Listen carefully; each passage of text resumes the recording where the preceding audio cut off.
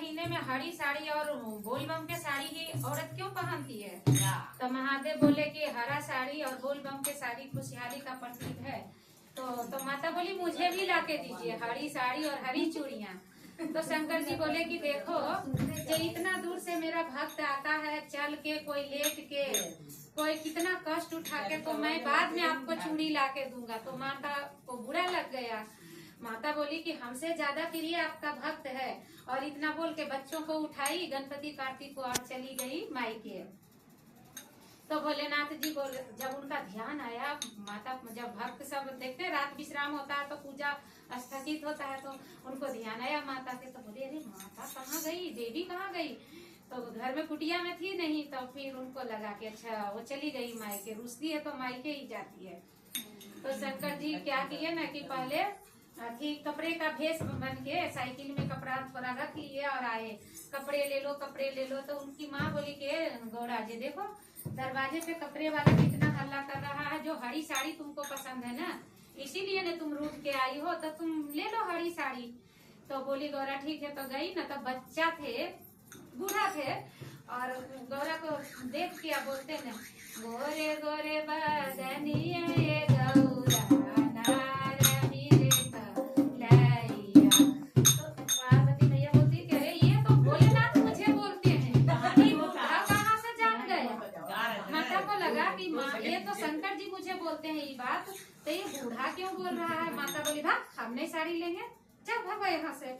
अब बोल के चल गई। बोली माँ से कि देखो ना वो तो क्या क्या बोलता है बुढ़ा। फिर शंकर जी बोले आप क्या करें? तो फिर वो बच्चा के रूप में आए, मतलब चूड़ी लेके आए। तो फिर बोलते हैं कि चूड़ी ले लो, चूड़ी। तो उनकी माँ बोली अच्छा चूड़ी ले लो बेटा, अभी बच्चा आया है। तो माता गई दौड़ के बैठी, तो चूड़ी के देखते कहता साइज दिखाइए, हाथ दिखाइए। तो माँ हाथ बढ़ाई, तो फिर बोलते हैं शंकर जी हाथ पकड़ के कि गोरे गोरे बदनिया ये गौरा नार मेरे कलैया। और मुंह देख देख के मुसुक मुसुक के तब बोलती है कि है वो तो बूढ़ा था, ये तो इतनी छोटा बच्चा है, ये भी बोलता है, हम नहीं लेंगे चूड़ी, भाग यहाँ से। उसको भी लगा दी। शंकर जी बोले आप क्या करें, आप तो गौरा मान ही नहीं रही है, आप कुछ और करना पड़ेगा। तब फिर शंकर जी आए। हाँ, तो फिर शंकर जी आए, मतलब थोड़ा बिचला रूप में। तो माता पार्वती को मतलब बोल रहे थे कि मतलब किसी को गजरा लेना है तो गजरा ले लो, गजरा ले लो। तो उनकी माँ बोली बेटा गजरा तुझे पसंद है, तू जा गजरा ले ला।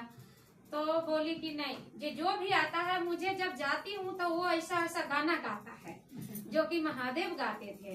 तब बोली कि नहीं बेटा जाओ ले लो। तो गजरा लेने गई ना, तो बोलते हैं फिर शंकर जी कि गोरे गोरे बदनिया ये गौरा नार मेरे कलैया, छिटुरिये के कारण ये गौरा नैहर रुसी है आई हो, करिये के कारण ये गौरा नैहर रुसी है आई हो। इतना कह के गजरा महादेव बांध दिए। तो माता समझी, तब बोली कि महादेव इतना देर से आप वेश बदल बदल के आ रहे थे, ले मैं सोच रही थी कि महादेव भी मुझे बोलते हैं आप इतना वेश क्यों बदले? तब बोले कि मैं सोच रहा था कि गौरा मुझे पहचानती है कि नहीं। और उसके बाद गुस्से में थी, तो मैं आपको मनाने के लिए इतना सारा वेश को रखती हूँ, मतलब अपना रूप धारण किए अलग अलग देश में मैं आया हूँ। तो माता को बोली माँ की पहन लो सब साड़ी कपड़ा और जाओ महादेव के साथ। उनके कितना भक्त, जैसे हमारा कैसे त्योहार होता है तो हमारा नाते रिश्तेदार शादी में हम बुलाते हैं, चाहे कुछ भी करते हैं। तो माँ बोली कि बेटा जो महादेव का सब भक्त है उनका तुम्हारा त्योहार है दोनों का, इसीलिए सावन महीने में हरी चूड़ी, हरी साड़ी और मेहंदी बिंदी सुहागन खरीदती है। और चढ़ाने का भी नियम है, माँ को अर्पण करके पहनना चाहिए। यानी हम लोग को तो बहुत लेट सेट पता चला, लेकिन ये सब नियम इसीलिए है। हर हर महादेव।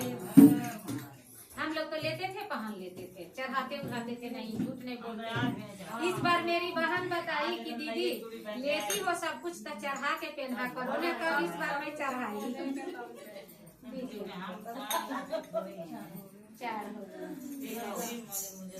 अब एक करेंगे, 2 भजन हो जाएगा ना। माता के भजन गए एक ही हुआ है, बजरंग बली तो